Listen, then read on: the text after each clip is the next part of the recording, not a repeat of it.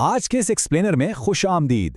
آج ہم تاریخ کے ایک انتہائی قدیم، پراسرار اور دلچسپ فلسفیانہ معمے پر بات کرنے والے ہیں۔ یہ کائنات اور اس میں موجود ہر ایک چیز آخر کس چیز سے بنی ہے؟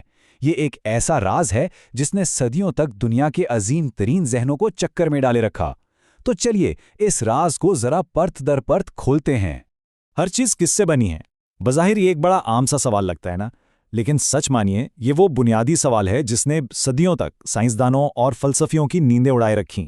اور مزے کی بات یہ ہے کہ اسی ایک سوال کے جواب کی تلاش نے ہی دراصل ہماری موجودہ جدید سائنس اور کیمسٹری کی بنیاد رکھی۔ تو چلیے سب سے پہلے اس کہانی کے بالکل شروعاتی حصے کی طرف چلتے ہیں، مادے کا راز اور اس کا قدیم آغاز۔ کہانی شروع ہوتی ہے قدیم یونان سے، آج سے صدیوں پہلے۔ وہاں ایک مشہور فلسفی تھے، ڈیموکرٹس۔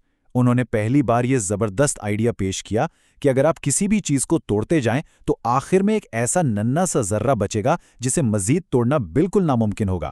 اس چھوٹے سے ذرے کو انہوں نے یونانی زبان میں ایٹموس کا نام دیا، جس کا واضح مطلب ہی ناقابل تقسیم ہے۔ اور بس یہیں سے ہمارے لفظ ایٹم کی پیدائش ہوئی۔ لیکن اس کے بعد جو ہوا وہ واقعی حیران کن تھا۔ 2000 سال کا لمبا وقفہ اور کیمسٹری کا ایک طویل تعطل۔ ذرا اس ٹائم لائن پر غور کیجیے۔ 400 قبل مسیح میں ڈیموکریٹس نے ایٹموس کا تصور دیا تھا، اور پھر لگ بھگ 2000 سال سے زیادہ عرصے تک سائنس کی دنیا میں مکمل خاموشی۔ اس موضوع پر کوئی نیا نظریہ نہیں آیا، کوئی کام نہیں ہوا۔ پھر سیدھا 1808 میں جا کر جان ڈالٹن کا ایٹمی نظریہ سامنے آیا اور اس رکی ہوئی گاڑی کو دھکا لگا۔ تو یہاں انٹری ہوتی ہے ہمارے ہیرو کی، جان ڈالٹن کی آمد، ایک بالکل ہی غیر متوقع ہیرو۔ جان ڈالٹن، جو دراصل ایک عام سے انگلش اسکول ٹیچر تھے، انہوں نے اپنے شاندار تجربات کے بعد یہ اعلان کیا کہ تمام مادہ واقعی انتہائی چھوٹے ذرات سے مل کر بنا ہے۔ لیکن انہوں نے بات یہاں ختم نہیں کی۔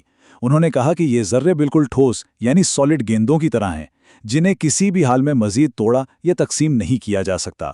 اور انہی ٹھوس گیندوں کو انہوں نے حتمی طور پر ایٹم کا نام دیا۔ ڈالٹن نے اپنے ان انقلابی نتائج کو 1808 میں ایک کتاب کی شکل میں دنیا کے سامنے پیش کیا، جس کا نام تھا کیمیاوی فلسفے کا ایک نیا نظام۔ اور سچ پوچھیں تو اس ایک پبلیکیشن نے سائنس کے مستقبل کا رخ ہمیشہ کے لیے بدل کر رکھ دیا۔ اب ذرا ان کے رول بک پر نظر ڈالتے ہیں، ایٹمی اصولوں کے 7 نکات جنہیں ہم ڈالٹن کے مفروضے بھی کہتے ہیں۔ چلیے شروع کے 3 انتہائی اہم اور بنیادی اصولوں کو دیکھتے ہیں۔ پہلا، کائنات کا ہر قسم کا مادہ ایٹموں سے بنا ہے۔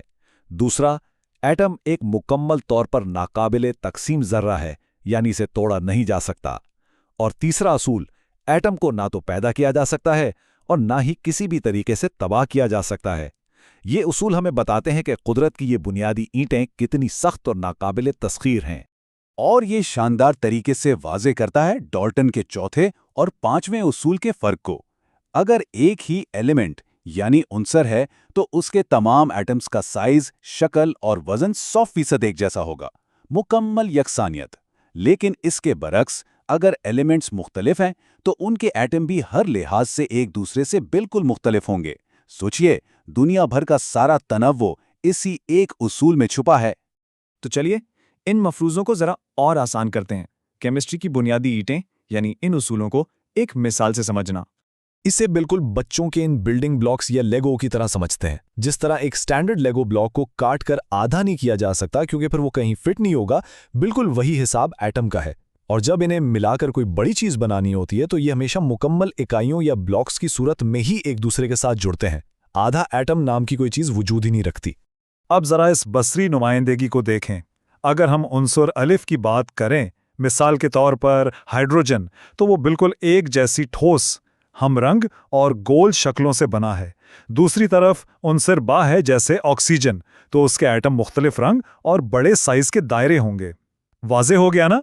ایک ہی عنصر کے سارے بلاکس ایک جیسے اور مختلف عناصر کے لیے بالکل مختلف بلاکس درکار ہوتے ہیں۔ اب آتے ہیں آخری 2 اصولوں پر۔ چھٹا اصول یہ بتاتا ہے کہ ایٹم ہمیشہ چھوٹے اور مکمل اعداد کے تناسب سے آپس میں ملتے ہیں، یعنی ہول نمبرز۔ اور 7واں اصول یہ واضح کرتا ہے کہ جسے ہم کیمیکل ریاکشنز کہتے ہیں نا، وہ دراصل کوئی جادو نہیں ہے، بلکہ انہی ٹھوس گیندوں کا آپس میں جڑنا، الگ ہونا یا اپنی جگہ بدلنا ہے۔ جب ہم کسی پیچیدہ چیز کو خوردبین سے دیکھتے ہیں تو اندر یہی سادہ سا کام چل رہا ہوتا ہے۔ 2:1। ذرا ان نمبرز کو دیکھیں۔ کیمیائی ملاپ کی یہ ریاضی کتنی سادہ اور پرفیکٹ ہے۔